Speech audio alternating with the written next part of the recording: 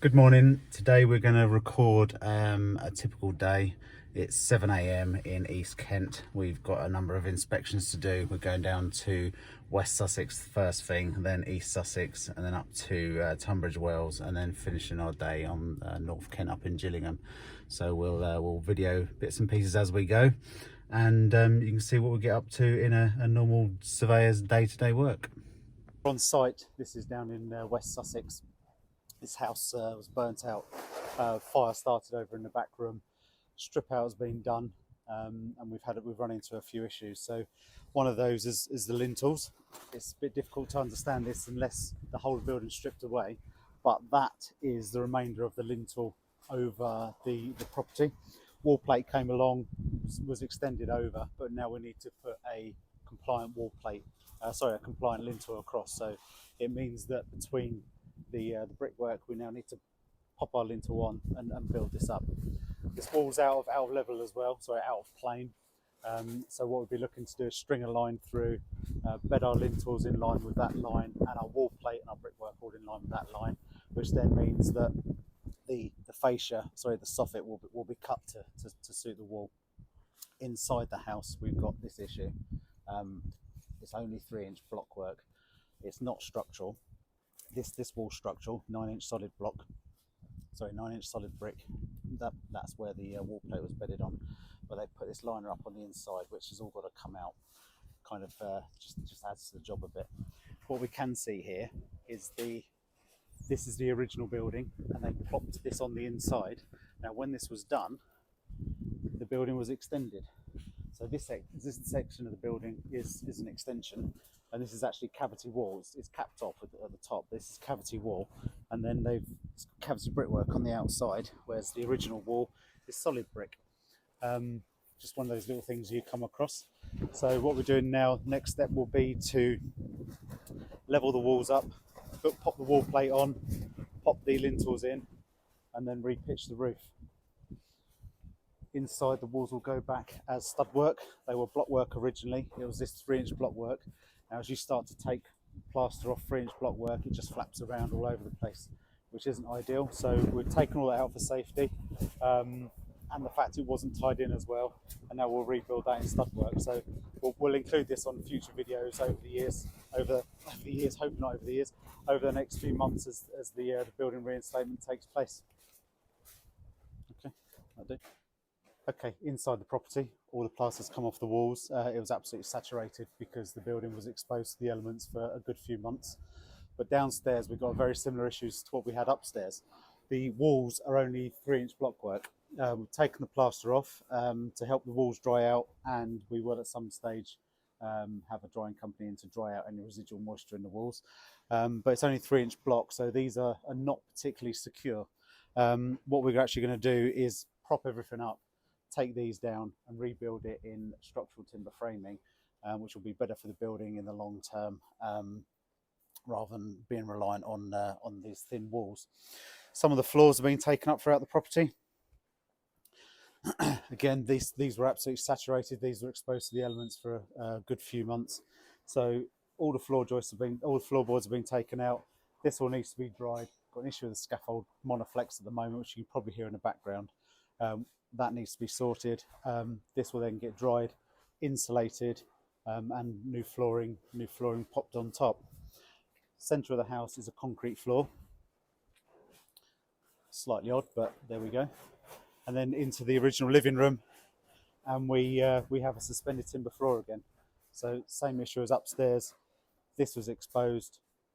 All the floorboards and the insulation have been taken out. This will all get dried up, and then we'll pop a new floor covering down.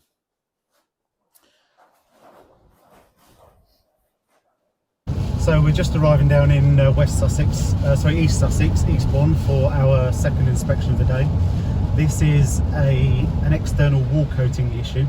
We're working for a national financier that has covered some wall coating problems on properties where people have had an external coating put on, probably paid the earth for it, now run into issues. So we're acting as independent surveyors for the financiers to determine what problems there are with the coatings and what remedial works, if necessary, need to be done. So we've actually got 3 of these to look at today, one in Eastbourne, one up in Tunbridge Wells and one up in Gillingham, and we'll put 1, 2 or 3 of them on camera with our thoughts. Thank you. So here we've arrived at our first inspection of the day on the external wall inspections that we're doing. This is a property down in Eastbourne. The front of the house has been coated with a clear coating. It's a lovely red brick. Unfortunately, they haven't painted this awful textured plastic paint over the front elevation. Unfortunately, they have to the rear. This is a textured out of the bucket paint coating that's sprayed on. Normally pressure sold, and has been a wonder product, as I'll refer to later on in the video. What we do is collect data on how much has been applied, where there's damage, what kind of damage, and we can see here that the rear wall has been coated. There's extensive damage at high level to the right hand side of that small bathroom window, and there's some further damage at low level, as we'll come on to in a moment. We collect our information directly onto an iPad and pop photos directly into reports. For relatively straightforward inspections, this means we can turn the reports around quite quickly for our clients.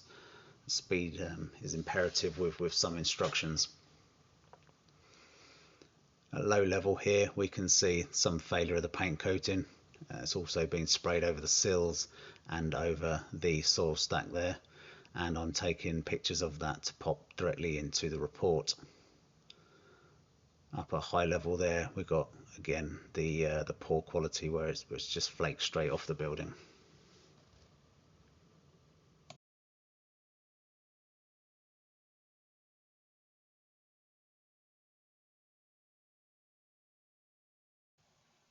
So jump back in the car, leave Eastbourne, shoot up to Tunbridge Wells, about an hour or so, and we're faced with a completely different issue on this property. It's a bungalow cavity construction with painted render over painted brickwork, as we can see there in the photo, or sorry, in the video, and this is the same all the way around the property. This hasn't been coated, this has been painted by the owners over the years, but what we can see here is the roof has actually been coated. They've sprayed this plastic paint coating directly over the roof tiles, and it's all starting to peel off. This was done about 5 years ago, and it's been failing almost from day one. The owners actually said that they sprayed it immediately after rainfall, but the manufacturer's own details say that it's got to be dry, and then they go on to define dry as a relative humidity of less than 75%. So you're not going to get relative humidity less than 75% if you're painting it onto a wet product. Unfortunately, the coating has failed all over. It's completely unnecessary for roof tiles or any part of an external property actually. Roofs and walls are designed there to keep the rainfall out and to keep the inhabitants warm and safe, and a roof like this with profile concrete tiles should last well in excess of 80 to 100 years or so. So any notion that you need to apply a coating to protect the life of the roof is absolutely ridiculous. So once again we collect all the information directly to the iPad, and then we can produce our reports relatively quickly, which can then go off to our client. And here we're on to the third inspection of the day. This property was coated to the front and rear, and we've taken this video to the rear of the property. It's again, it's a plastic textured coating over the whole of the rear of the property, but in very poor condition. It's just flaking off all over the place to the front and the rear. This has been installed maybe 10 years or so. It's supposed to be crack free. Okay, so we're back in the office. It's about 4:30, something like that, after a 7 AM start this morning. We'll make a start on getting the reports written up. Probably finish those tomorrow morning to get them issued. So we've been driving around West Sussex, East Sussex and Kent today. The first project we looked at was a house fire. That's all been stripped out now and is ready to move on to the next stage. We actually took that project over at tender stage, or just after tender, because the client wasn't happy with the loss adjuster surveyor.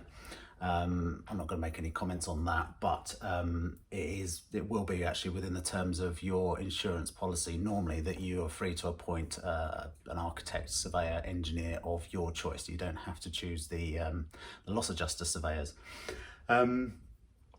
So the project has been a bit stop-start on that property. Unfortunately, there have been quite a few issues we've uncovered. Nothing to do with the previous surveyors. It's quite common when you're dealing with a fire damaged property, you can't see all of what was originally there because you can't access everything. So as we saw in the video, one of the issues that we've just had to sort out, or should I say two issues we just had to sort out, is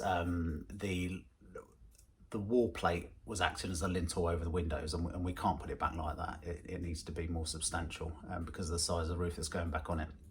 And the wall's slightly irregular, so we need to pop a string line up, rebed a new wall plate with lintels and a bit of infill brickwork between the two. As we also saw, there was only 3-inch concrete blocks supporting the internal walls and the roof, which again is not acceptable, and that 3-inch block remains at ground floor level. So that's got to come out, and we'll rebuild that back in structural stud work. So what we're waiting on now at the moment, we've sorted these issues out with the contractors. They've provided additional costs which are acceptable, so we're waiting for their extension of time request, which will be issued under clause 2.7 of the Mining Works formal contract. We'll do a video on contracts because they can be a bit of a minefield, but we'll just do a bit of an overview on those. And we're waiting for their contract program to come through, so that works can now progress, and there'll be other issues that we need to resolve, but now we're over this major hurdle, that one can crack on. The 3 inspections we carried out afterwards are all related to external wall coatings, and in the second case, roof coating that's been applied. These have been sprayed onto the walls and roofs of properties, essentially being missold. Someone knocking on the door, you can do this, that and the other to protect your property. Being blunt, although perhaps not as blunt as I would normally be because I'm on film, it's a load of rubbish, absolute load of rubbish. Your property, whether it's 200 years old or whether it's 2 years old, has been designed to protect you from the elements, to keep you warm and to keep you safe. The older houses, actually no, any house, you know, it's got a roof on it. That roof is probably going to last over 100 years. The external walls, 200 or 300 years. So any notion that you need a coating to protect for you from X, Y and Z is absolute rubbish. These unfortunately have been missold on finance because a lot of people can't afford the coatings. And for one of those front walls on a mid-terrace house might have cost £3,000 or £4,000. So they sell it with finance, and as soon as they start to get issues with the coatings, they fold, and then the issue to resolve it is left with the financiers.